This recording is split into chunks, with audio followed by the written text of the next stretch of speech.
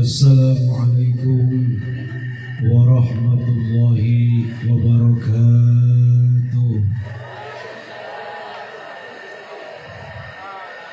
Mas Ahmad ini apa?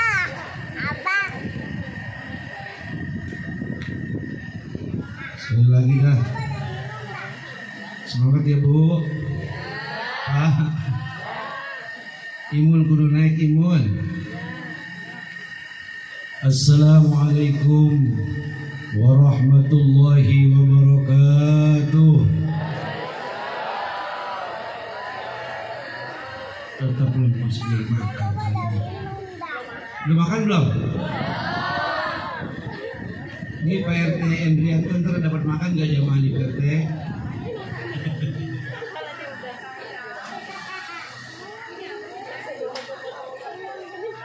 Yuk kita sholawat dulu biar semangat. Allahumma sholli wa sallim wa barik alaihi.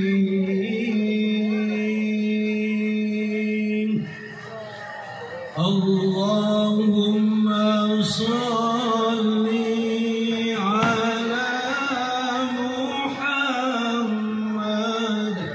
ya Rabbi sholli alaihi wa sallim. Allahumma sholli ala Muhammad ya Rabbi sholli alaihi wa sallim.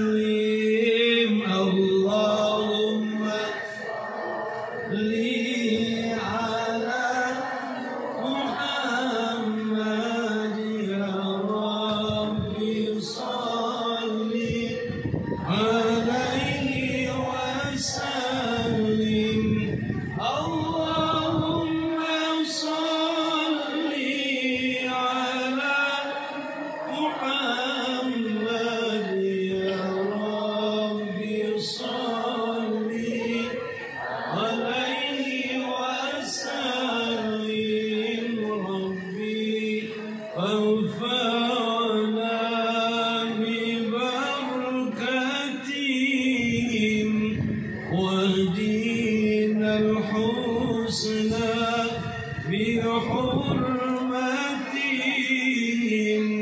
Rabbi fanfa'na bi barakatihim wahdina al-husna bi hurmatihim. Allahumma ala Muhammad ya Rabbi sholli alaihi wa sallim. Allahumma sholli ala Muhammad ya Rabbi sholli alaihi wa sallim. Alhamdulillahilladzi arsala rasulahu bil huda wa dinil haqqi liyuzhirahu 'ala ad-dini kullih wa kafaa billahi shahida.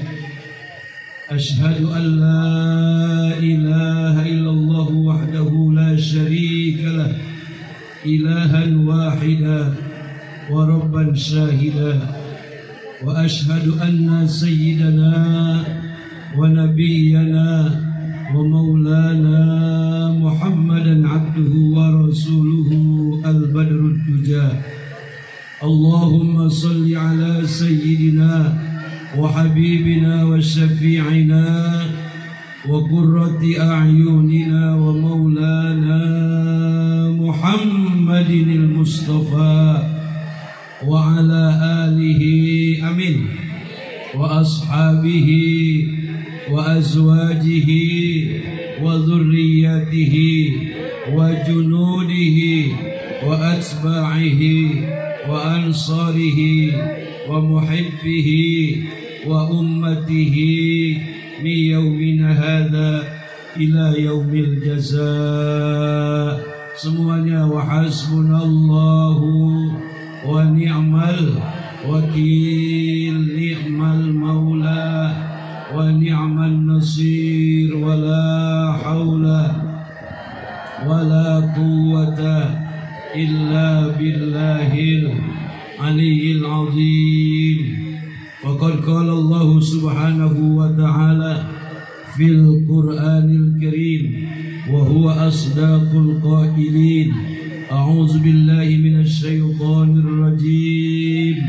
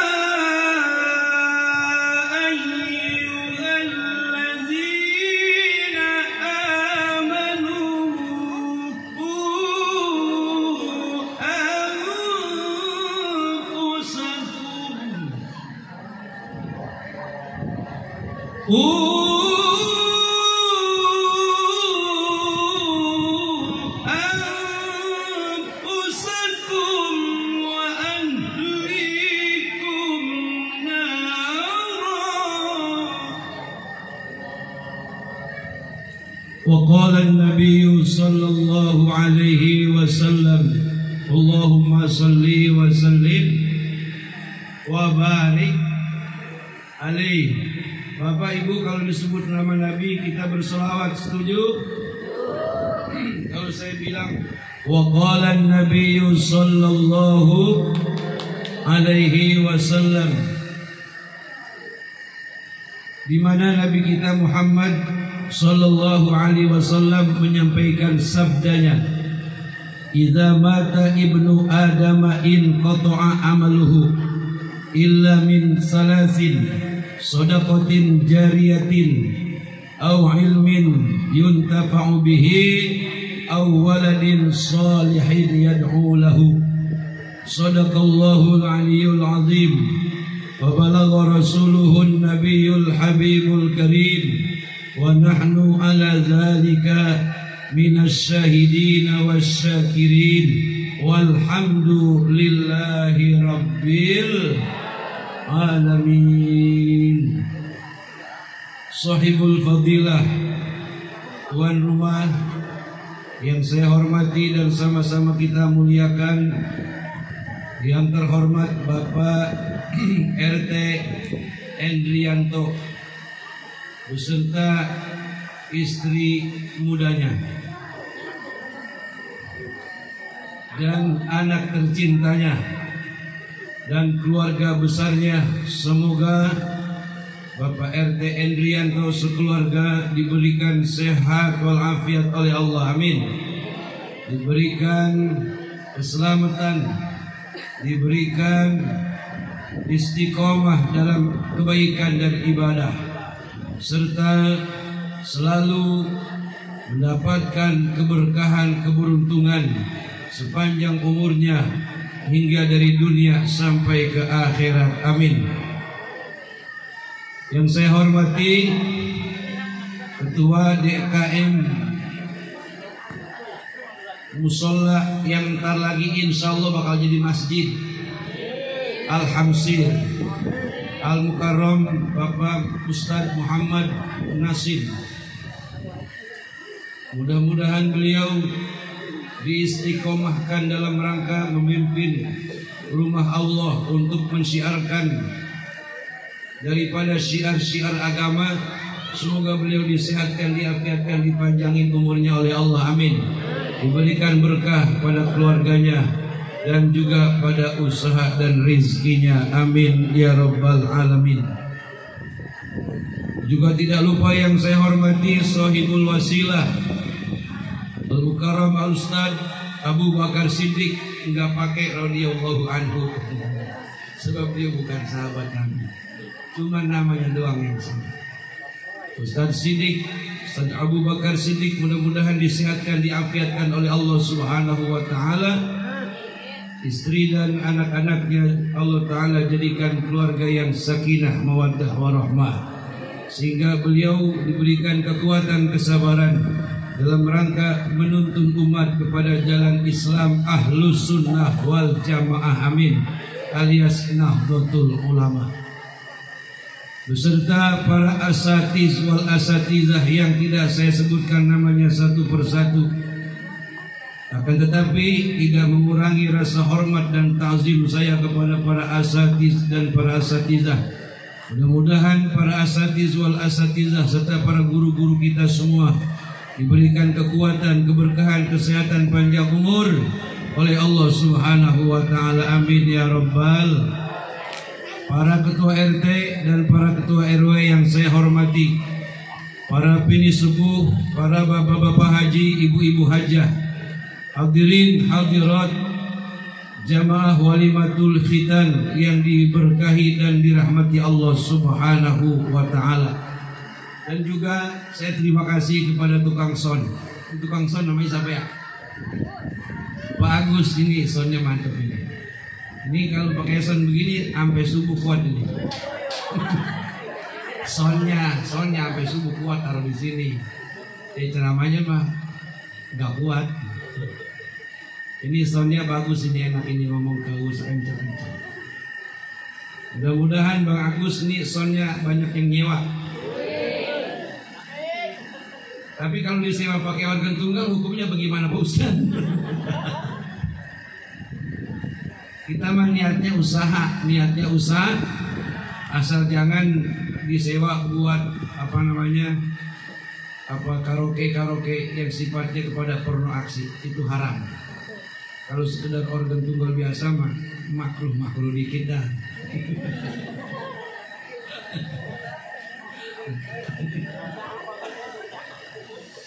Habis kalau nungguin orang meludar kan lagi corona. Ini aja undangan saya nih baru ini nyebrang kemari. Undangan dibatalin awal corona. Asal telepon, mohon maaf Pak Ustaz, dengan berat hati. Udah jangan ngomong banyak-banyak lu, saya bilang. Gue batalin ya. Iya, suwe banget. Tapi ini alhamdulillah, summa alhamdulillah, corona udah mulai pada minggir-minggir dikit. Amin. Di sini pada kena corona, Bu. Di sini mah katanya kolornya diprosot-prosotin. Penyakit mah emang dari dulu banyak ya Bapak. Sebetulnya corona juga sebetulnya mah orang kagak laporan, semuanya kena juga ada, cuman kagak laporan.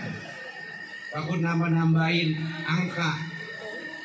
Tangga saya, empok saya kena, cuman dapat 3 hari normal lagi.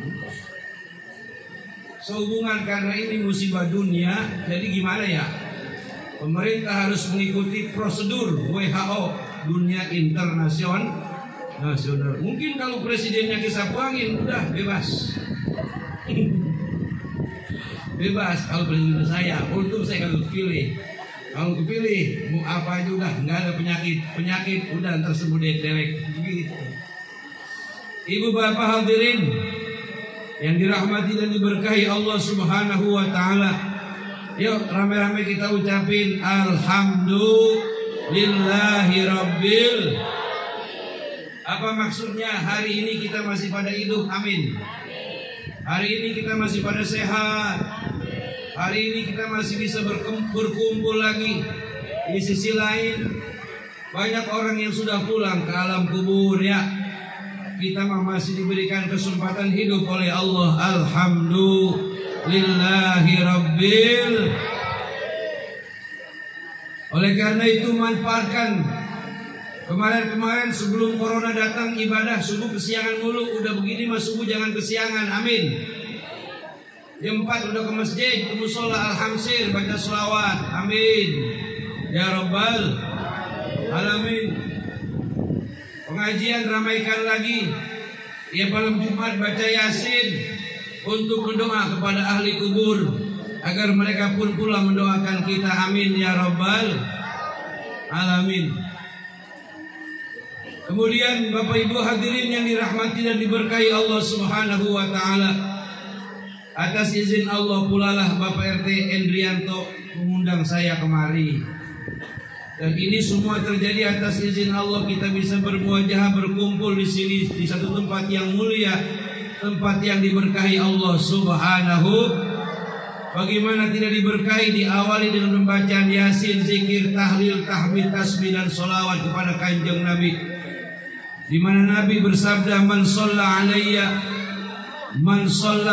marratin sallallahu alaihi asyran. Orang yang membaca selawat kepadaku sekali, Allah akan membalas pahala baginya 10 kali. Amin. Kalau selawat dibacanya 10 kali, man shalla alayya asyran sallallahu alaihi mi'ata marrah. Selawat yang dibaca 10 kali, Allah enggak palang tanggung ngasih pahala 100.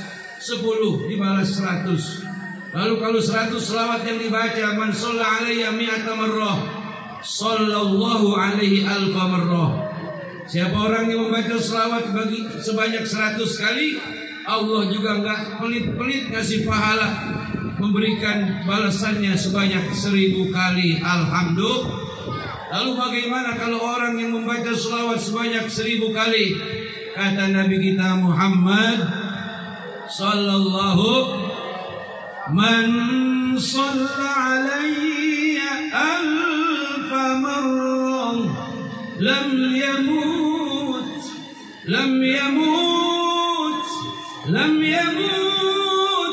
hatta yubashshir lahu bil jannah. Orang yang dengan kerelaan hatinya mengharap berkah Allah dan syafaat Rasulullah, sehari semalam dia baca selawat sebanyak 1000 kali, kata Nabi, lam yamut hatta yubashshir lahu bil jannah.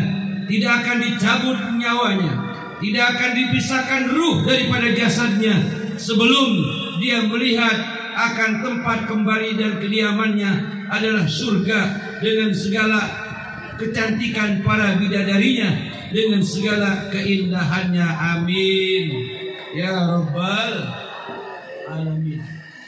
Ibu bapak hadirin dan hadirat yang dimuliakan Allah Subhanahu wa taala, hari ini Bapak RT Endrianto melakukan satu kewajiban daripada kewajiban yang kedua. Yang pertama kewajibannya adalah memberi nama anaknya yang dihitan. Namanya siapa tadi Bu ya? Revan ya. Revan sudah diberikan nama. Namanya udah nyampe ke langit. Sekarang kewajiban yang kedua oleh Bapak Endrianto melakukan khitan atas anaknya. Ini bukti nyata bahwa Islam mengajarkan keagungan, Islam mengajarkan kemuliaan. Bukan hanya orang tuanya yang mulia, kudu mulia, tapi anaknya juga kudu hidup dalam kemuliaan. Amin ya rabbal alamin. Ada 5 kefitrahan Bapak Ibu saudara-saudara dalam hadis riwayat Imam Muslim, di mana Rasul Shallallahu Alaihi Wasallam menyampaikan ada 5 hal yang merupakan kefitrahan bagi manusia, bagi anak keturunan Adam termasuk kita semuanya. Yang pertama adalah wujud suci kefitrahan manusia adalah khitan. Khitan bagi laki-laki hukumnya wajib. Adapun khitan bagi perempuan hukumnya sunnah. Ibu-ibu, ini udah pada sunat belum? Ini ibu nanti kalau punya anak perempuan yang orok yang bayi, dihitan boleh, enggak dihitan juga ora opo. Tapi kalau lelaki wajib dihitan. Kenapa perempuan tidak diwajibkan dihitan? Sebab tidak ada daripada kotoran-kotoran yang terselip di dalamnya. Beda dengan laki-laki. Makanya ketika dihitan dibuang ujung kulitnya. Dan itu merupakan adalah salah satu kebaikan agama bagi kaum perempuan. Ibu saya tanya, ibu kalau makan pisang enakan kulit-kulitnya apa dikupas dulu? Dikupas. Inilah kebaikan agama. Makanya anak-anak kita yang laki-laki wajib dikhitan. Sesudah anak kita dikhitan, baru boleh tuh diajak sholat berjamaah ke musola sama bapaknya. Amin ya Rabbal Alamin. Dalam rangka mendidik anak untuk mengenalkan dia dengan rumah Allah, yaitu musola ataupun masjid. Kepada bapak-bapak yang suka sholat berjamaah, kalau ada anak-anak ikut sholat berjamaah, berisik emang, betul gak? Berisik gak tuh bocah? Berisik, bercanda, larian ke sana kemari, biarkan. Jangan diusir, apalagi sampai dipukul. Khawatir nanti kalau sudah dewasa dia akan berkata, jangan masuk ke masjid, jangan masuk ke musola, orangnya galak-galak. Yuk mendingan kita ke gereja rame-rame, ayo. Kalau udah begitu yang terjadi, siapa yang mau disalahin? Makanya biarkan anak-anak kita cinta dan dia tahu ini rumah agamanya orang yaitu masjid dan musola. Jangan kita kepusingan dengan anak-anak yang masuk ke masjid, biarkan agar dia melihat dan menyaksikan ayahnya sholat, amin. Ibunya juga ikut sholat, alhamdulillah. Ibu kalau di sini kalau maghrib suka berjamaah nggak ikut musola? Enggak. Dibikin aja nggak apa-apa. Biar kita syiarnya kelihatan. Jadi tarawih berjamaahnya bukan hanya sholatul tarawih di bulan Ramadan, tapi antara maghrib, isya, apalagi subuh, insya. Dimulai Bu, dimulai untuk kita mencintai rumah Allah Subhanahu. Dalam rangka apa? Mendidik anak-anak kita agar dia mengenal daripada jati dirinya, sehingga dia harus dikenalkan dengan Tuhannya. Sebelum dia kenal sama Tuhannya, kenali dulu rumahnya Tuhan. Apa itu? Masjid, musola, itu rumahnya Allah Subhanahu wa ta'ala. Akur gak kira-kira nih? Akur gak nih? Jadi kalau di sini perempuan belum berjamaah, kalau maghrib, isya dan subuh dimulai. Mana Ustaz Abu Bakar Siddiq? Pak Muhammad Nasir. Nanti dimulai Pak Ustaz ya. Ustaz, nanti ibu-ibu ajak berjamaah, insya, agar kita mendidik anak sama-sama.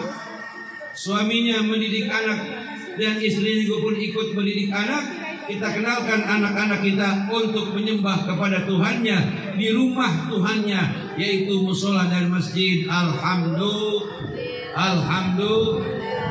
Sebab kenapa sampai sedemikian rupa? Hakikat daripada khitan tidak lain tidak bukan untuk sebagai upaya menjadikan anak-anak kita agar kenal kepada Tuhan. Dan khitan itu sendiri merupakan adalah bentuk kesucian, bentuk daripada kebersihan yang diajarkan oleh agama. Dan Allah mencintai orang-orang yang suka membersihkan diri. Innallaha yuhibbut tawwabina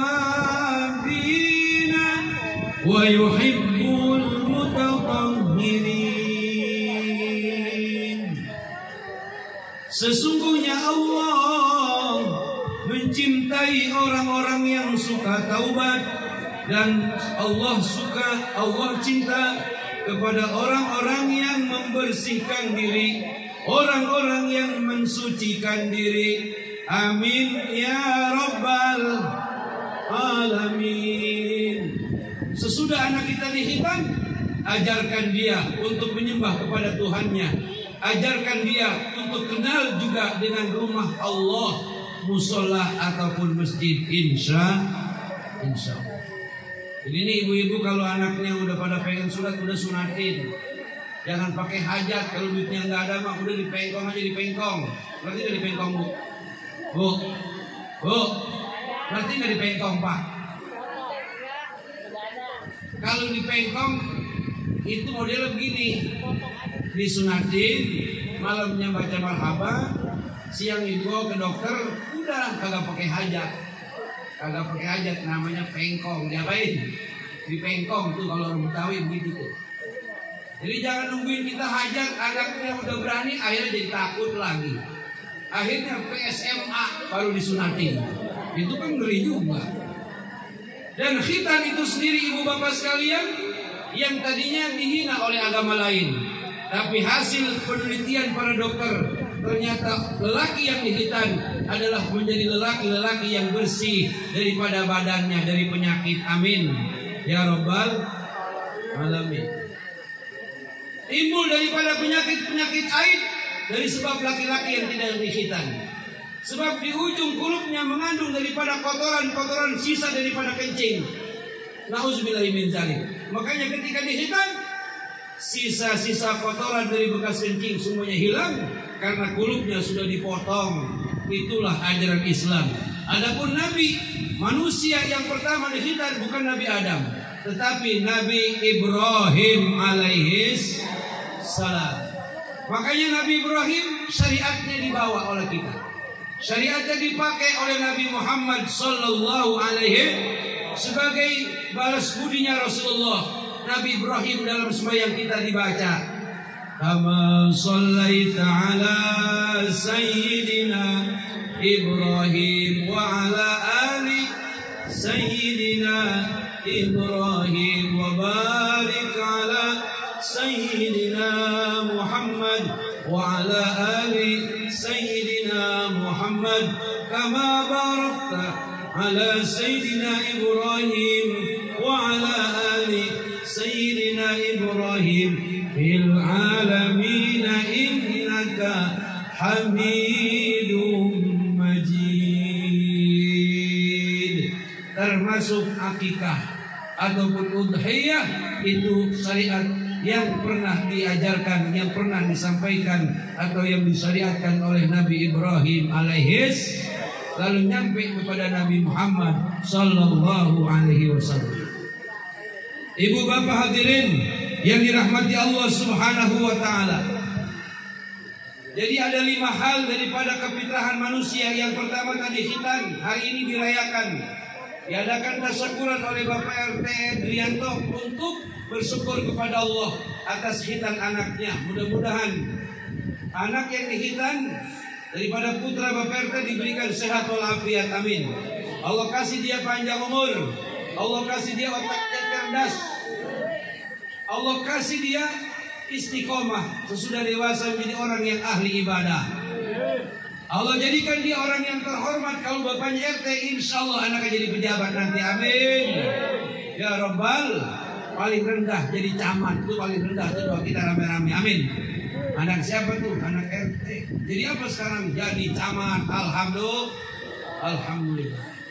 Doa udah dibanyakin untuk meminta sesuatu yang baik-baik, yang bisa mengangkat harkat dan derajat martabat keluarga. Bukan hanya sebagai bisa mengangkat harkat martabat keluarga, tapi juga bisa menyelamatkan daripada orang tua dari huru hara akhirat, insya Allah. Hadirin ibu bapak yang dirahmati dan diberkahi Allah subhanahu wa ta'ala. Kefitrahan yang kedua yang diajarkan oleh Nabi, yang tadi yang pertama khitan, yang kedua apa? Yang kedua menggunting kuku. Nih ibu-ibu bapak-bapak suka gunting kuku ya? Suka gunting kuku enggak? Nih saya kasih tips ataupun nasihat yang saya ambil dari kitab Tajul Mulki, Syekh Marzuki menyampaikan. Jadi ternyata dari kuku yang sembarangan kita memotongnya, itu akan mendatangkan penyakit. Jadi sebab kita sembarangan memotong kuku akan menyebabkan orang itu terkena penyakit gila. Ngeri kan Bapak? Bu, ngeri gak? Nih ada tips-tips hari-hari yang disunahkan untuk memotong kuku. Siapa orang yang kepengen keluar penyakit daripada badannya, potong kuku di hari Senin. Potong kuku hari Senin. Insya Allah keluar penyakit dari tangannya, keluar penyakit dari kakinya, keluar penyakit dari seluruh organ tubuhnya. Amin ya rabbal. Jadi jangan motong kuku hari Minggu. Kalau hari Minggu jangan motong kuku, motong ayam. Kemudian hari apa lagi motong kuku yang boleh? Hari Kamis. Hari Kamis habis asar. Ini ajaran agama. Maksudnya apa Bang Haji, Pak Ustadz, kita motong kuku disuruh hari Kamis? Emang kenapa? Di hari Kamis orang yang memotong kuku tangan, memotong kuku kaki, seketika dia dikasih rezeki oleh Allah Subhanahu wa Ta'ala, rezekinya bakal awet, amin. Rezekinya bakal berkah. Kagak sedikit Bapak Ibu, bahkan siapapun orangnya nerima doang tuh duit di tangannya, dapat 2-3 hari tuh duit 1 juta hilang lagi aja. Dapat 2-3 hari duit 100 juta hilang. Apa yang terjadi? Ditipu oleh orang dolim. Na'udzubillah. Makanya supaya rezeki ini berkah, motong kuku jangan hari lain, pakailah hari Kamis, insya Allah berkah. Jadi rezeki yang sudah di tangannya akan dikasih berkah oleh Allah Subhanahu. Jadi kalau rezeki berkah, banyak menjadi berlimpah, sedikit menjadi cukup. Amin ya Rabbal. Lalu hari apa lagi Ustaz yang disunahkan kita memotong kuku? Hari Jumat. Orang yang memotong kuku di hari Jumat, maka Allah akan keluarkan dosa-dosa yang ada di tangannya. Amin. Allah akan keluarkan dosa-dosa yang ada di kakinya. Itulah keberkahan mengikuti daripada ajaran ulama. Jadi mulai besok jangan motong kuku hari Minggu, jangan motong kuku hari Selasa, jangan motong kuku hari Rebo, jangan motong kuku hari apa lagi? Hari Minggu. Yang sunnah hari Senin, hari Kamis, hari Jumat. Udah paham ini? Paham. Lakukan besok. Besok hari apa besok? Jangan. Nanti hari Senin. Hari Senin. Ini ilmu ya. Jadi saya sebarin dah, biar orang di sini pada sehat. Amin. Udah sehat, kalau dapat rezekinya dikasih berkah. Amin. Terus dosanya diampuni, dikeluarkan daripada badannya. Alhamdulillahirabbil alamin.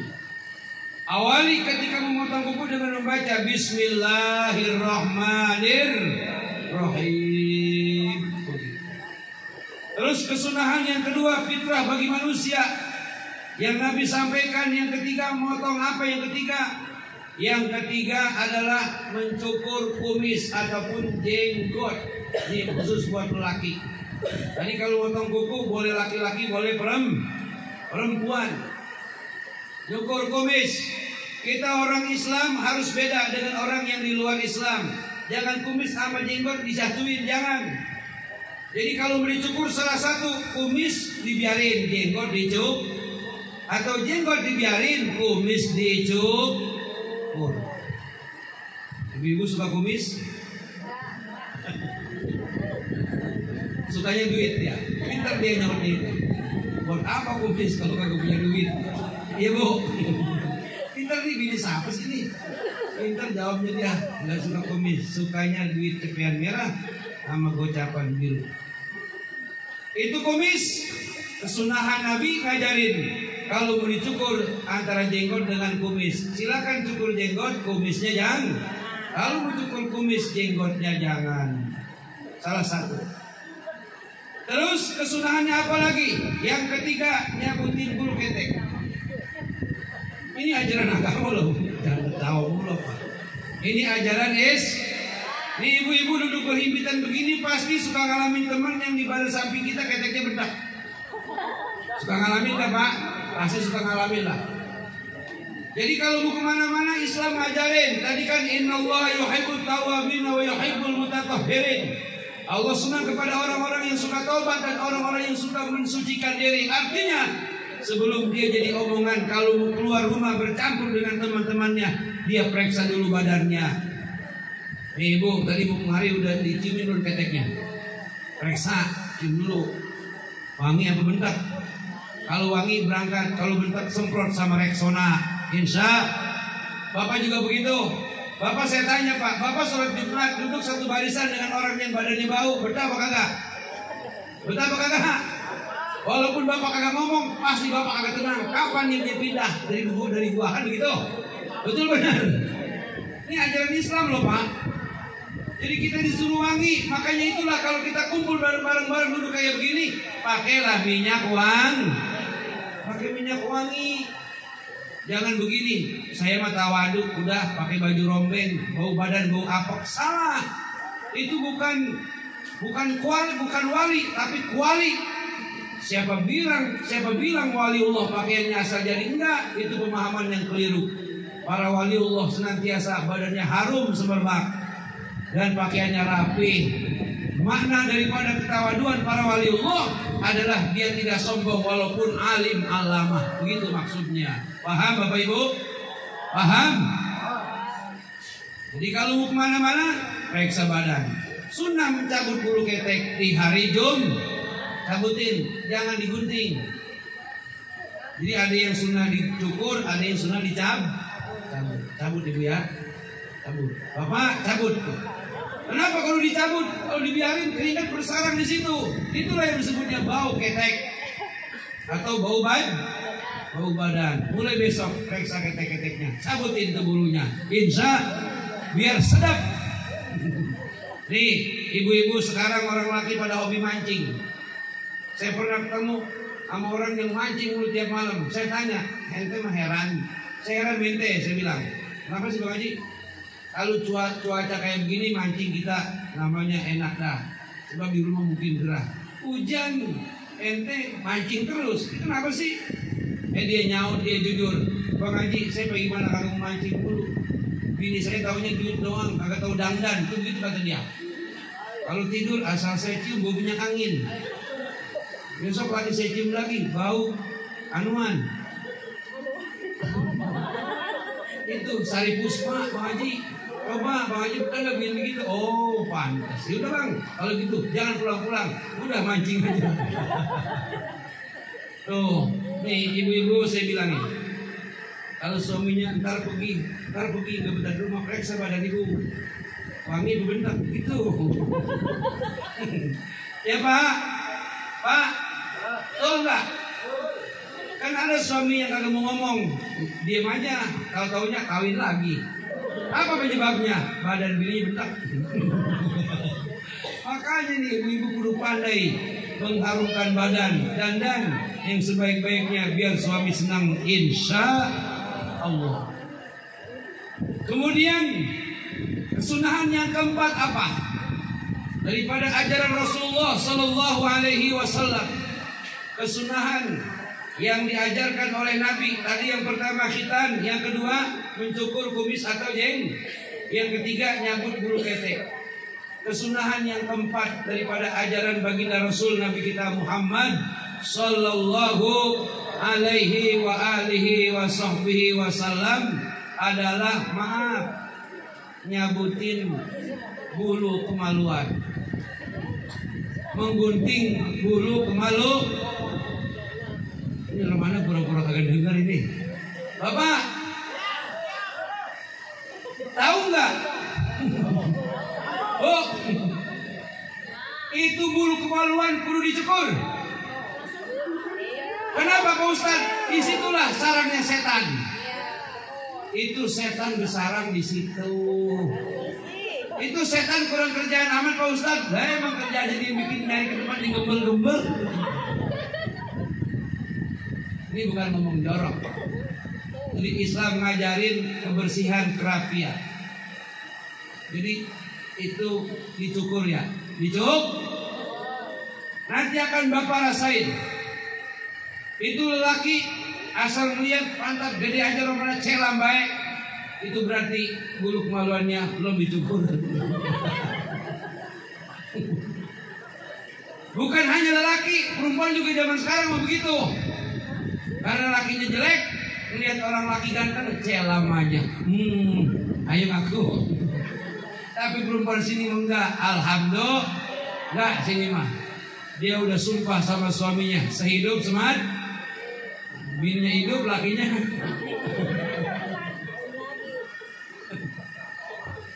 Tuh, ini ngomong bukan saya Pak, dia yang ngomong tuh. Kata dia lakinya, bininya hidup, lakinya. Ya emang begitu, sehidup semati, masa mati dua-duanya. Repot itu mah, gantian.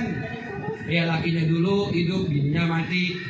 Atau biarin dah, bininya duluan, lakinya belakangan, kira-kira begitu. Istilahnya namanya sehidup semati. Jadi Islam tuh ngajarin kita kebersihan sampai ke bagian organ vital. Disuruh bersihin, alhamdulillah. Jadi Jadi bukan jorok, itu ajaran agama. Nabi yang nyuruh, Rasulullah yang nyuruh.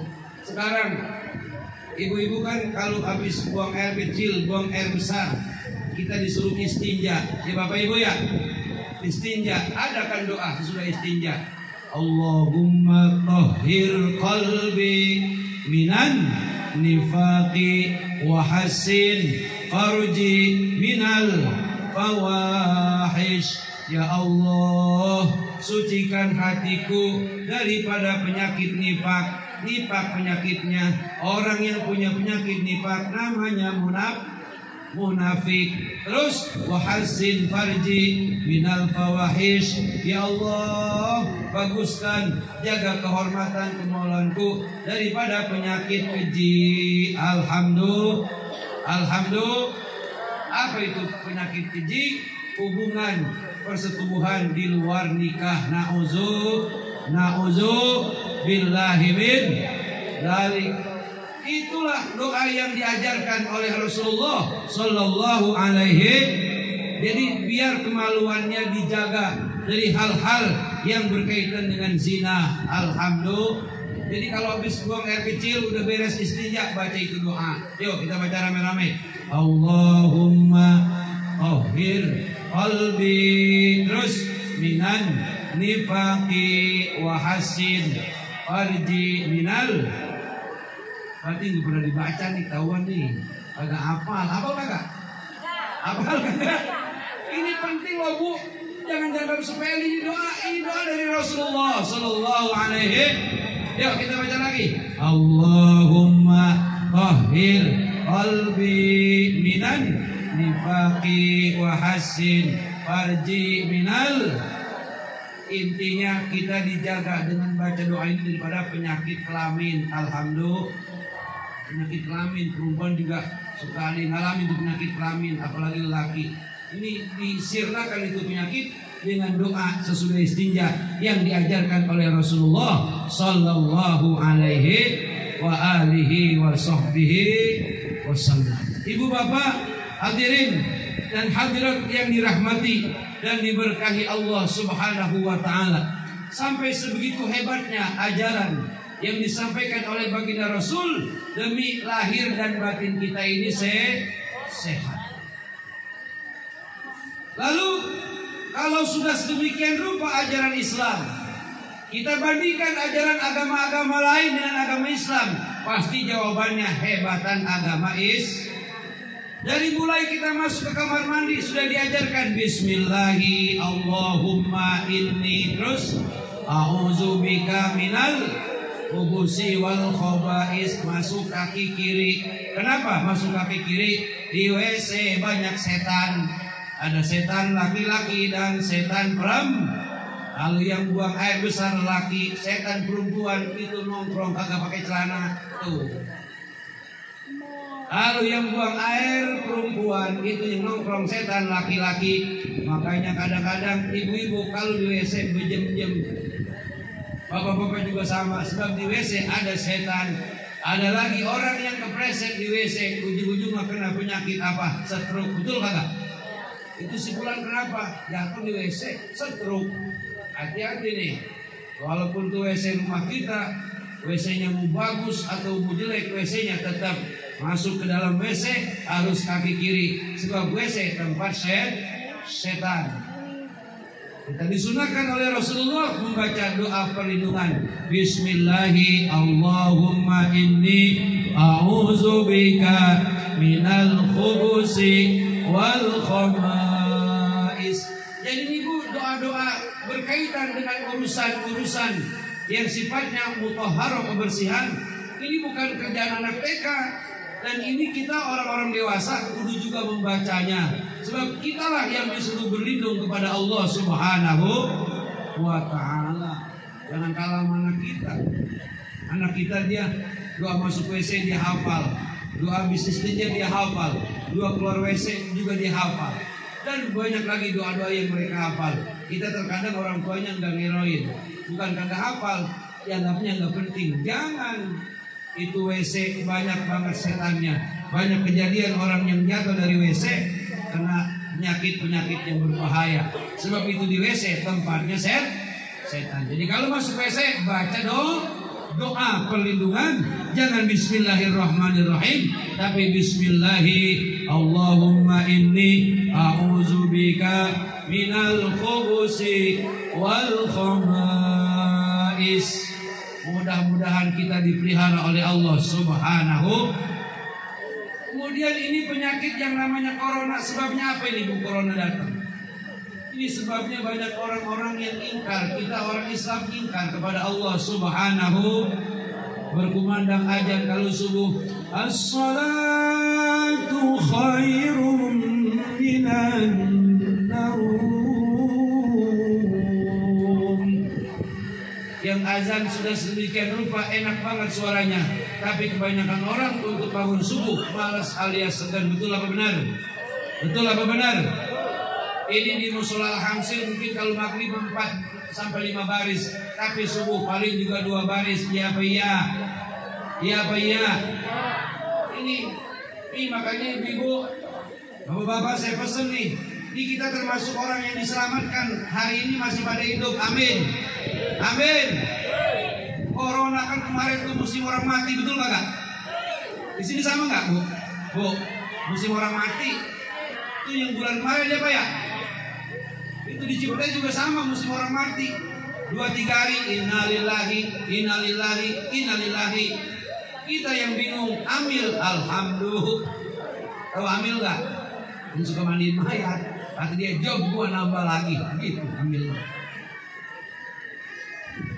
Kita nih yang hari ini masih pada hidup, alhamdulillah. Ya Rob, kemarin waktu belum corona saya subuh suka jam 7, jam 8. Berikan saya pertolonganmu ya Allah. Ketika mendengar azan biar buru-buru bangun untuk sholat subuh. Insya kudu begitu. Dalam rangka apa? Kita kembali bertaubat kepada Allah Subhanahu. Fafirru ilallah, maka segera lari untuk menggapai rahmat Allah Subhanahu. Jadi artinya ketika sebelum musibah kita malas ibadah, ketika musibah hampir berlalu dan kita masih pada hidup, kita bertaubat kepada Allah Subhanahu. Insya sebagai wujud syukur. Dalam rangka apa? Kita diselamatkan. Yang lain wafat dari sebab corona, kita hari ini diselamatkan Allah Subhanahu wa ta'ala. Ibadah ditingkatin. Yang biasanya subuh kesiangan, mulai sekarang subuhnya jangan kesiangan. Amin ya rabbal alamin. Ibu bapak hadirin yang dirahmati Allah Subhanahu wa ta'ala, tadi udah berapa tuh yang disunahkan Nabi? Yang pertama tadi hitan ya Bu ya, Bapak. Yang pertama yang kedua apa? Menggunting kuku. Yang ketiga mencukur kumis. Yang keempat mencabut bulu Yang kelima apa tadi? Mencukur bulu kemaluan. Itu semuanya kerjain biar badan kita suci, biar badan kita Al-Islamu nadhifun la yadkhulul jannata illa nadhif. Islam itu agama cinta kebersihan. Orang yang jorok-jorok agak bakal masuk surga. Tuh. Siapa orang yang jorok-jorok? Ya orang agak mau sembahyang, agak mau sholat. Sebab ibu-ibu di bini-bini kita lantaran Johor, Asar, Maghrib, Isya, Subuh 5 kali sembahyang, 5 kali cebok. Betul kagak Bu? Oh, agak cebok 5 kali cebok. Bersih di bini kita nih, semuanya bersih.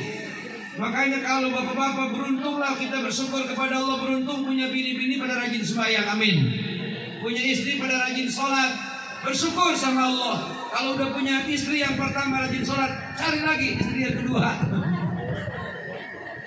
Yang rajin sholat juga kan banyak kita doain. Alhamdulillah.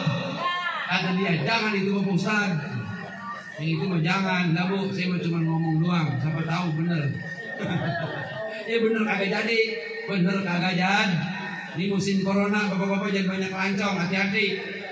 Udah bini aja tungguin, istri aja tungguin, istri ajak senang-senang dia jalan-jalan kemana lagi tuh Bu ya?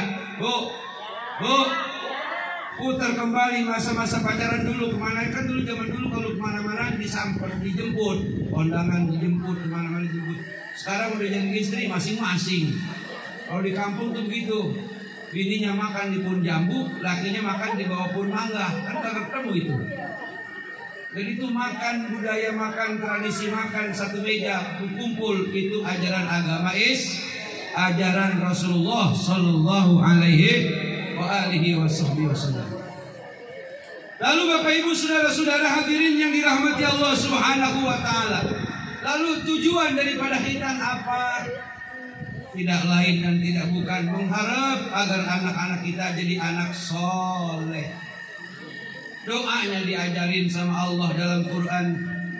Wallazina yaquluna rabbana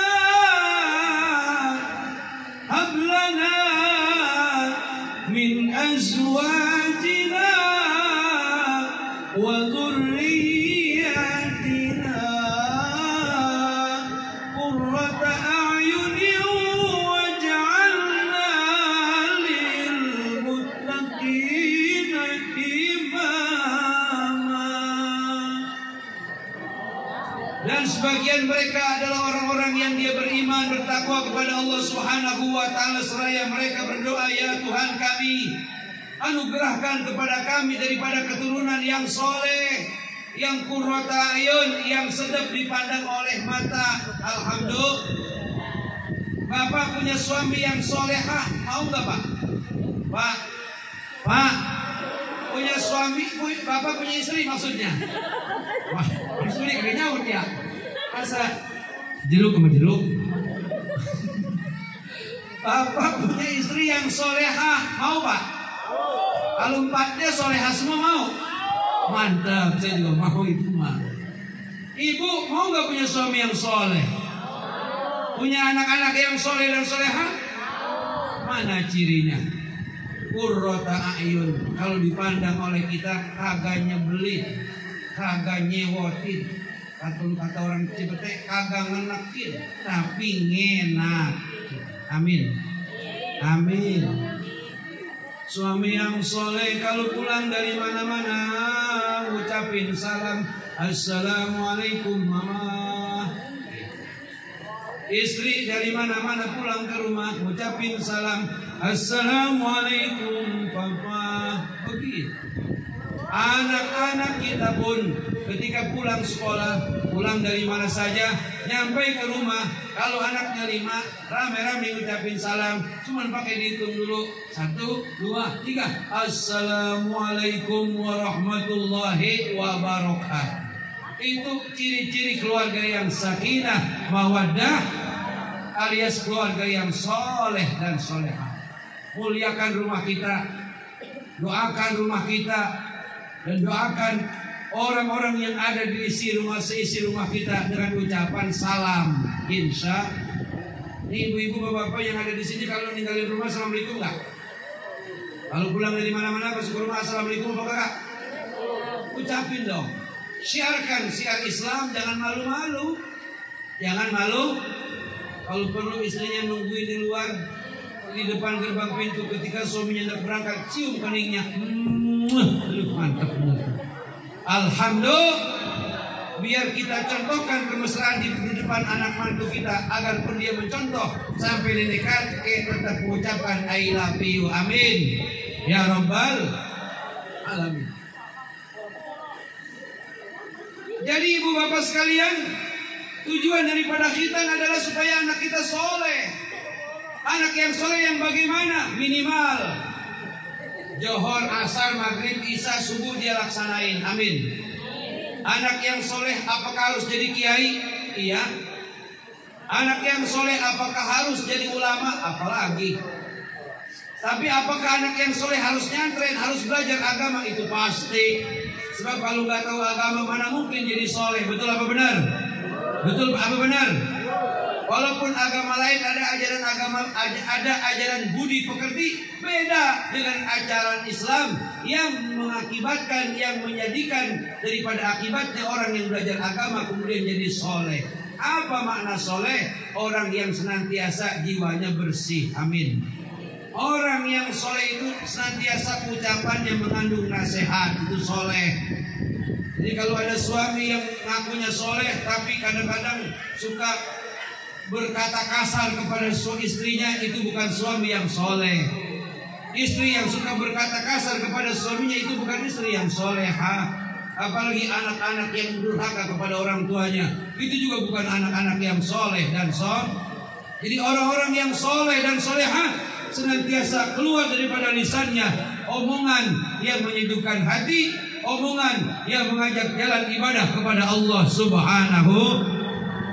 Itu yang semua kita harapkan. Soleh dan soleha dalam bahasa Qur'annya qurrata a'yun, itu bisa dibentuk dengan waja'alna lil muttaqina imama. Makanya untuk menciptakan anak yang soleh, menjadikan anak yang soleh, bapak ibunya kudu soleh. Minimal kalau kepengen kita punya anak yang pada mau sholat, bapaknya, emaknya juga kudu rajin sholat. Amin ya Rabbal. Cocok kagak nih? Cocok kagak nih? Kalau kepengen punya anak yang rajin baca Quran, bapak ibunya juga kudu rajin baca Quran. Insya ini penting bapak ibu sekalian. Apalagi kalau kita sudah sakit-sakitan, bagaimana kemudian jadinya kalau ada anak-anak yang lebih bisa ngaji sama sekali? Paling kita divideoin terus setiap hari. Inilah keadaan ibuku, bapakku yang sedang sakit, teman-teman. Dibikin status, mohon doanya ya. Segitu-gitunya. Nauzubillahimin. Kan kalau punya anak yang soleh mah, ketika kita lagi sakit dibacain Yasin. Amin. Itu Yasin bapak ibu bukan hanya untuk orang mati, tapi orang yang lagi sakit kudu dibacain Yasin. Kenapa Ustaz? Itu Yasin mengandung daripada 5 hal. Hal yang pertama mengandung 1000 obat. Jadi kalau ibu-ibu pengen sembuh, sebelum minum pil bacain Yasin 1 kali balik. Jadi baca Yasin dulu tuh. Bismillahirrahmanirrahim. Yasin wal Qur'anil Hakim sampai wa ilaihi turja'un. Baru minum obat. Insyaallah sembuh. Artinya apa? Ibu kalau lagi pusing kepalanya, minum obat udah, berobat ke orang pintar udah. Tapi kalau awak badan masih sakit, ibu duduk menghadap kiblat sesudah sholat, kemudian sedia air di depan, air putih. Ibu baca Yasin, bapak baca Yasin. Sesudah itu beres baca Yasin, itu airnya kita minum dengan meminta kepada Allah agar badan ini dikabul nggak? Insya Allah dikabul. Kenapa? Sebab hal yang kedua, Yasin mengandung 1000 kesembuhan. Amin. Kemudian hal yang ketiga, Yasin mengandung 1000 berkah. Hal yang keempat, Yasin mengandung 1000 nikmat. Kemudian hal yang kelima, Yasin mengandung manfaat daripada 1000 rahmat. Inilah yang kemudian Yasin dijadikan sebagai bacaan Quran rutin. Dari Quran 6.666 ayat, 114 surat. Lalu kenapa yang dipilih Yasin? Ternyata Yasin mengandung daripada 5 hal. Tadi apa yang pertama? 1000 obat. Yang kedua 1000 kesembuhan. Yang ketiga 1000 berkah. Yang keempat 1000 rahmat. Yang kelima 1000 nikmat. Pantas saja ini Yasin oleh ulama diambil daripada surah, daripada juz yang ke-15, diambil tengah-tengahnya untuk dijadikan wiridan oleh kalangan Nahdiyin Ahlus Sunnah wal Jamaah. Karena itu maksud dan tujuannya. Bapak-bapak, ibu-ibu yang rumahnya belum pada lunas, perbanyak baca Yasin. Sebab di antara doa Yasin ada doa pengen bayar utang. Subhanal munafisian kulli madiyun. Ya Allah yang Maha Suci, lepaskanlah saya daripada kesulitan bayar utang, kasih jalan kemudahan. Amin. Itu Yasin buat bayar utang bisa Subhanal munafisian kulli madiyun, Subhanal mufarrijian kulli mahzun, Subhana man ja'ala khazainuhu bainal kafi wan nun, Subhanahu idza qada amran fa inna ma yaqulu lahu kun fayakun. Itu dibaca kalau baca Yasin, insyaallah utang rumah lunas, amin. Utang motor lunas, utang mobil lunas, utang bini juga lunas, amin ya robbal. Ya maksudnya bini punya utang kita yang bayarin begitu, bukan kawin utang, bukan. Ibu bapak hadirin yang dirahmati dan diberkahi Allah Subhanahu wa taala. Jadi kalau kita punya anak yang soleh yang bisa ngaji, kita lagi sakit dibacain Quran, insyaallah sakitnya lama-lama akan berkurang, amin ya robbal. Apalagi kalau kita sudah membujur, kepala menghadap ke utara, kaki menghadap ke selatan. Bila Israel datang memanggil, sekujur tubuh kan menggigil. Artinya apa? Ruh kita sudah dipisahkan oleh Allah Subhanahu wa taala dengan badan. Tidak ada suara-suara yang paling enak didengar oleh jenazah selain bacaan surat Yasin. Anak kita yang laki-laki yang perempuan semuanya pada bisa ngaji, semuanya pada baca Yasin. Alhamdulillahi rabbil. Dan kalau semuanya emaknya bisa ngaji, bapaknya bisa ngaji, anaknya pada bisa ngaji, ini rumah dibacakan Quran. Itulah yang diperintah oleh Rasul. Zayyinul Qur'ana bi aswatikum. Hiasi rumahmu dengan salat dan dengan Quran. Zayyinul Qur'ana bi aswatikum, hiasi Quran dengan suaramu yang merdu. Kemudian nawiru manazilakum bis salati wa qiraatil Quran. Baca Quran dengan merdu. Kemudian terangi itu kamu punya rumah dengan sholat yang 5 waktu, ataupun sholat sunnah, ataupun dengan bacaan Quran. Betapa indahnya rumah kita ketika kita pulang dari mana-mana dengan istri lagi membaca surat Tabarok. Allazi khalaqal mauta wal hayata liyabluwakum ayyukum ahsanu amala wa huwal azizul ghafur. Kata suaminya, alhamdulillahi rabbil alamin. Jadi rumah supaya indah, supaya jin ibrit kuntilanak kaderwo jangan nyarang di rumah kita. Bacain tuh rumah tiap habis maghrib sama habis subuh. Bacain apa? Surat Yasin, surat Waqiah, atau surat Tabarok. Kalau nggak hafal tiga-tiganya, salah satu pilih. Boleh pilih Tabarok, boleh pilih surat Waqiah, boleh dipilih surat Yasin. Insya. Jadi rumah yang dibacakan Yasin, dia akan diamankan daripada huru hara ataupun penyakit ataupun kejahatan orang-orang zalim. Rumah yang dibacakan suratul Waqiah, isi rumahnya, penghuninya akan dicukupin rezekinya, amin. Dijamin kagak bakal jadi orang miskin. Kalau rumah yang dibacakan Tabarok, insyaallah si pembacanya akan diselamatkan daripada siksa kubur. Dan surat Tabarok akan menjadi benteng penjaga daripada kejahatan tetangga-tetangga yang jahat sama kita, tetangga yang zalim sama kita, tetangga yang hasud kepada kita. Yang menghalaunya adalah surah Tabarok, amin ya robbal. Inilah Bapak Ibu hadirin yang dirahmati Allah Subhanahu wa taala.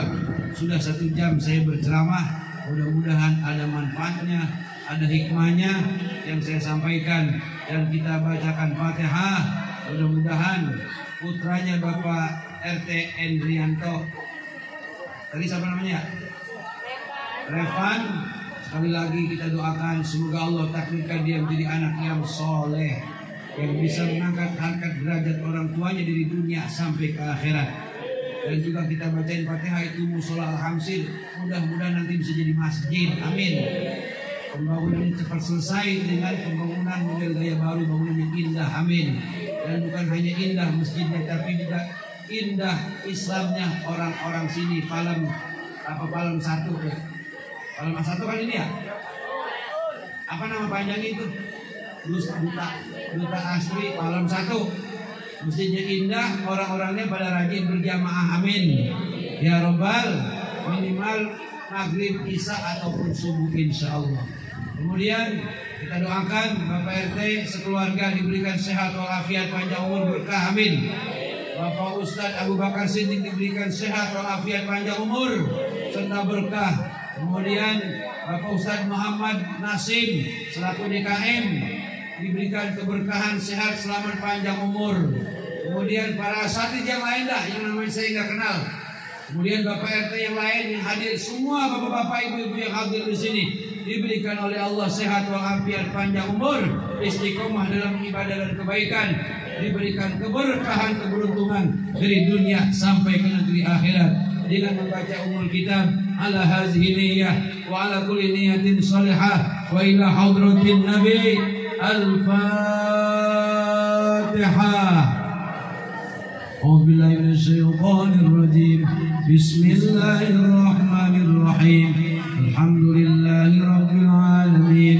Arrahmanir rahim.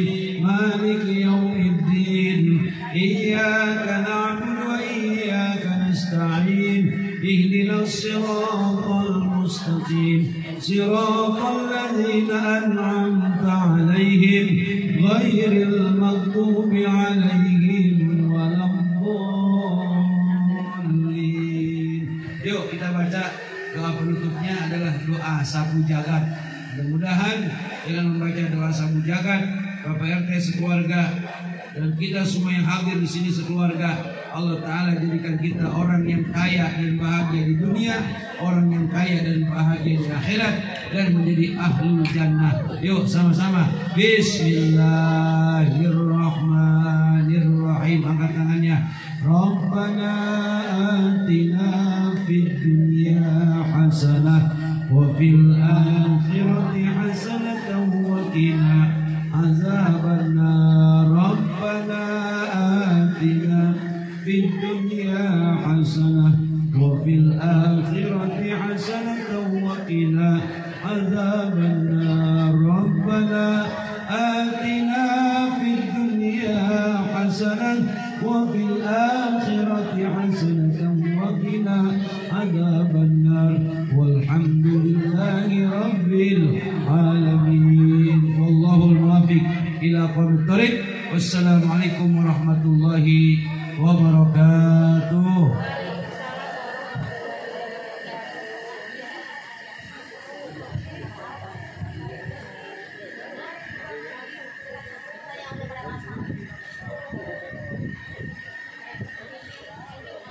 Alhamdulillahirabbil alamin. Jazakallahu khairan katsir.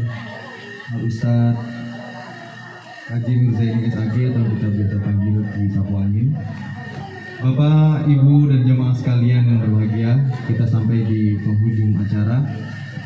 Saya mewakili